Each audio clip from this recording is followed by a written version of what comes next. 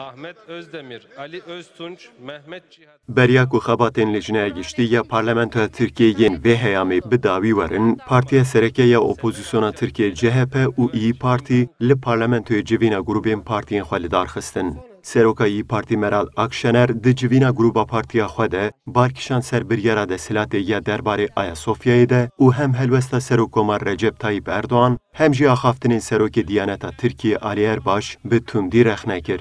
Akşener da axaftina xwe de got li gel ku Erdoğan da axaftinên xwe yên raboriyê de li dijî wekî mizgeft bikaranîna Ayasofyayê derketibû lê nihayek car ev fikra xwe guherandiye û sedema guhertina fikra wî jî ji ber berjewendiyên siyasî ne tiştek dine.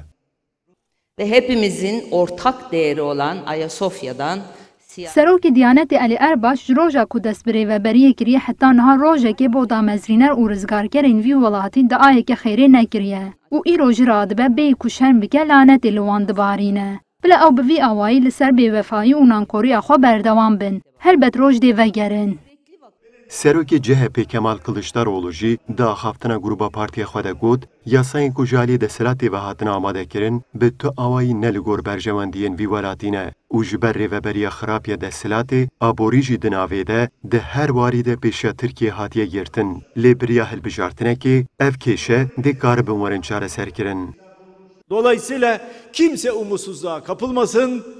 Bila tu kes bêhêvî be. Rojên geş û xweş li pêşiya me ne. Tenê pêdivî bi sindoqên hilbijartinê heye. Lê nizanim gelo niha dê vê wêrekiyê nîşan bidin yan na. Heger bi rastî jî xwedî wê wêrekiyê bin, bila werin em biçin ser sindoqan. Wê gavê herkes dê ya ku heqkirî bi çavên xwe bibîne.